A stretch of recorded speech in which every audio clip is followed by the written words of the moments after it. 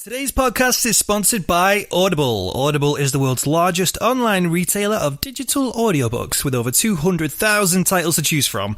Not only that, but the kind people at Audible are giving every listener of the Adventures in Murderland podcast the opportunity to get a free 30-day trial, as well as a free audiobook of your choice completely on us. All you have to do is sign up to Audible via the link audibletrial.com/Murderland, and that lets them know that we've sent you. I've recently downloaded the entire collection of Edgar Allan Poe books, so if you're stuck for choice on how to use your free book, this I can recommend. That link again for a free 30-day trial is audibletrial.com/Murderland, and don't forget to get your free audiobook on us. Now, let's get to the podcast. Whee! Chapter systems are offline. They're coming to get you, Barbara. He's alive! We all go a little mad sometimes. Meddling kid. Trace the call. It's coming from inside the Be house. afraid. Be very afraid.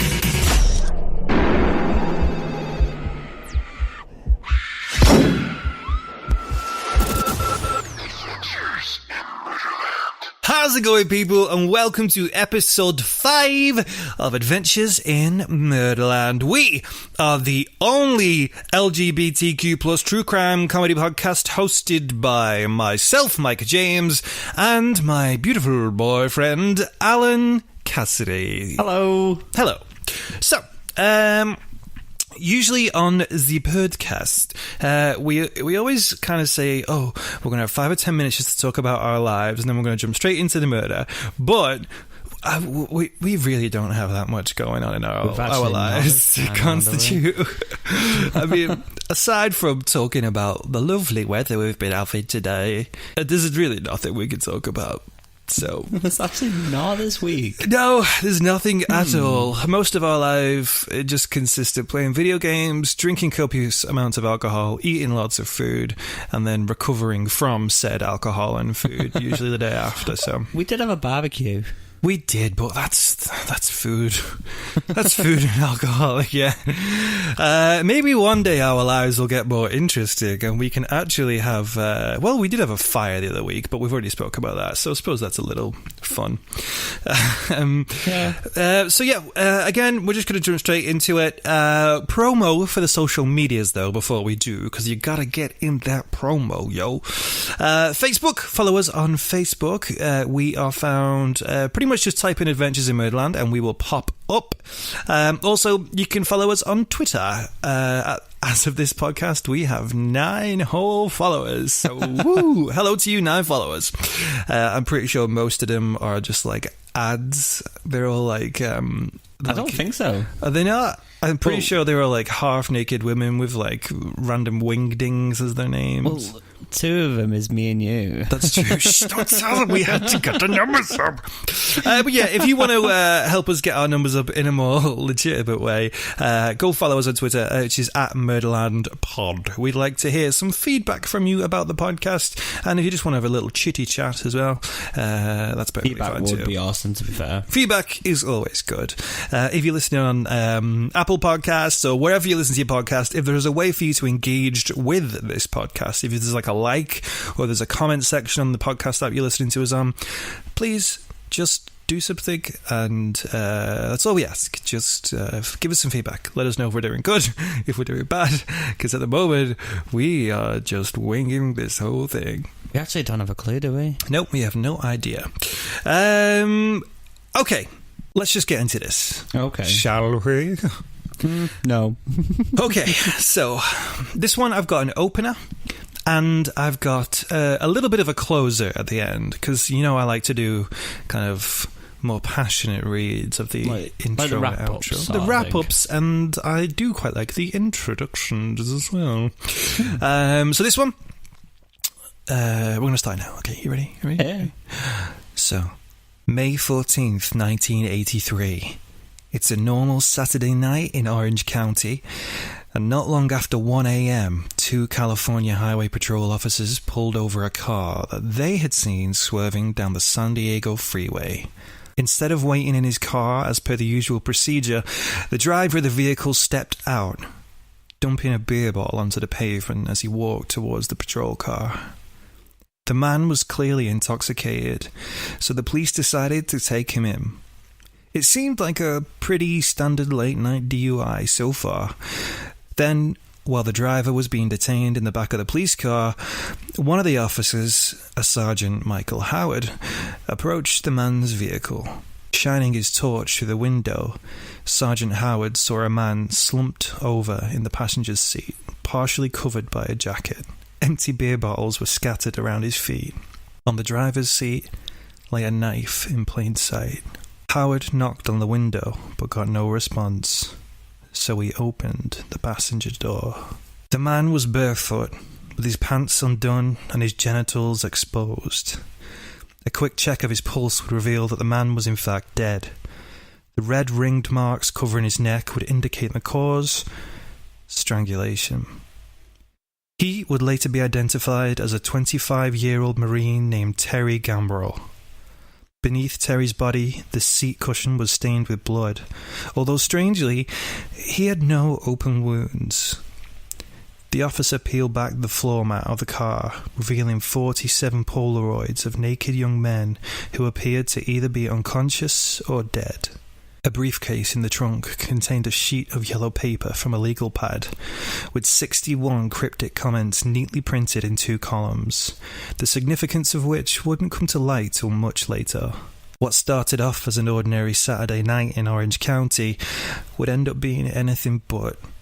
You see, unknown to them at the time, the man the officers had in the back of their car was responsible for the deaths of over 16 young men and boys. His name was Randy Stephen Kraft, but you might know him better as the Scorecard Killer. What? Sickening. That is crazy. That was a good intro, right? It was really good. I was like, I was just mouth open all the way through that. I was like, wow. Thank you for being so kind about my storyteller life. Maybe one day I will be reading an audiobook on Audible. Maybe. That could be a path for me. So we got a little bit about his history, a little bit of his childhood, because I always think it is good to understand where these people came from. So Randy Kraft was born in Long Beach, California on March 19th, 1945. He was the youngest out of 4 kids, and he was the only boy. As a child, Randy was accident-prone, breaking his collarbone at age 1, tumbling down a flight of steps and knocking himself out a year later. I'm wondering if this has given him some sort of head trauma, because there's some things that we'll come on to a bit later, which I'll reference this on. Put a little asterisk near this fact. Okay. Because I think maybe he's done something to his head at this stage. In 1948, so he was about 3 or 4 at this point, the family moved to Westminster in Orange County.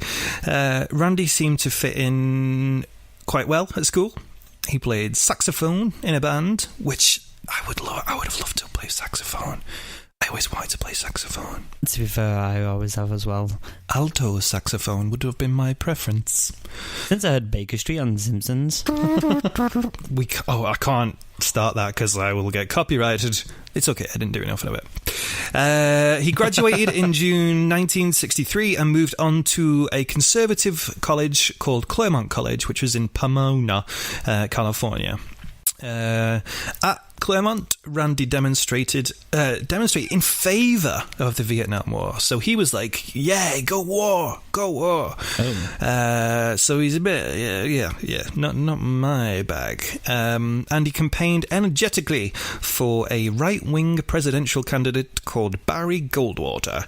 I don't know, I'm fucking clear who Barry Goldwater is. That just shows how relevant he is. Well, maybe not. Maybe he's extremely relevant, and I just don't understand politics. If American people are watching, they can tell us. They can. Although I'm sure people who are listening may not have been around then. I don't know. I don't fucking know. Barry Goldwater. But the following year, he began a radical shift. So he went from being this super, go war Barry Goldwater dude, and he drifted leftward politically, and he grew longer hair and a mustache, because leftward political people, it's a must. Really? No. No. Oh, well, if you want to be liberal in thought, you must have long hair and a moustache. He found part-time employment bartending at a Garden Grove gay bar. Is that The Grove, which people talk about a lot? No, I think the Grove is like a LA, farmer's right? market. Oh. I think. Oh. It's, I don't know. I want to go one time to The Grove. I think The Grove is like in Hollywood or LA, right? Which everyone talks about. Hollywood is in LA, I think. Yeah. I don't know. I just got distracted because I heard something weird outside, like a horn, and I thought it was like a rumbly bumbly. Like I thought we were having another fucking fire situation, but we're not. It was just a little horn. I didn't even hear that, you know. Well, moving on. By Randy's junior year, rumours about his fondness for bondage had begun to circulate around the college campus. Randy's roommate recalls that he, quote-unquote, would disappear with regularity, maybe 2-3 times a week, reappearing at strange hours. So it sounds to me like he was just going out and getting some. Again, in quote... what he did wasn't something he wanted you to know about.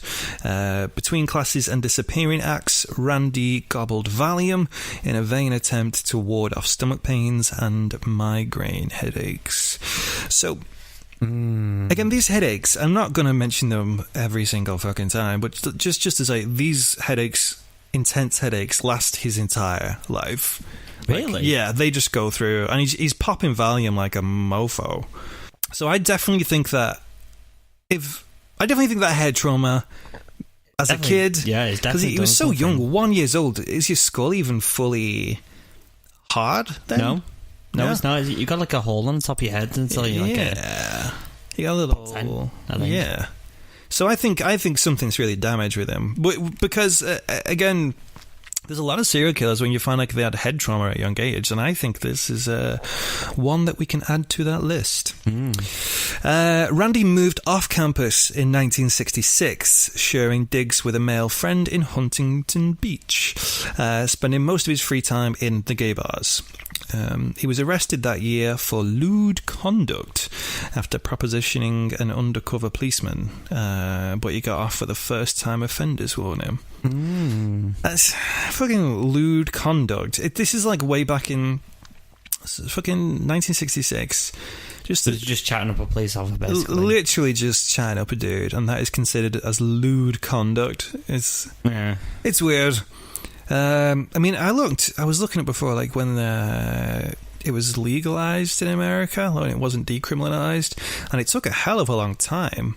When was it? I mean, well, it was between, all that I could find was that it was like a series of court trials and court things that went on from like 95 through to 2004, I think, 2008, something like that. But we got ours, I think it was like 64, maybe. I think we did that in 64, maybe. I probably should know that, but hey. Randy joined the US Air Force, scoring high enough on aptitude tests to win a secret security clearance. Which I don't know fucking. I'm really curious what that is. What does that actually even mean? I don't know. Maybe like Area 51. Oh, maybe he had access to Area 51. Maybe that'd be fun. That would be cool. If this, I mean, I know this story doesn't involve aliens, but if it did, it'd be very much more interesting. Which I might again put a little asterisk on that because I might reference that maybe a bit later. Maybe. Okay.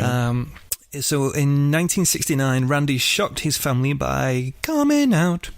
Came out as gay. Which is quite a brave thing to do in 1969. Yeah, definitely.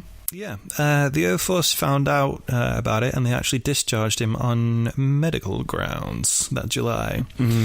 Which is, again, just a sign of the times, really. Then again, I also think didn't the Army and shit have like the don't ask, don't tell sort of thing. So if you were, it was like, wasn't that later on? It was like, you're fine to be gay, but just don't tell anybody you are gay. Don't let us know you are gay.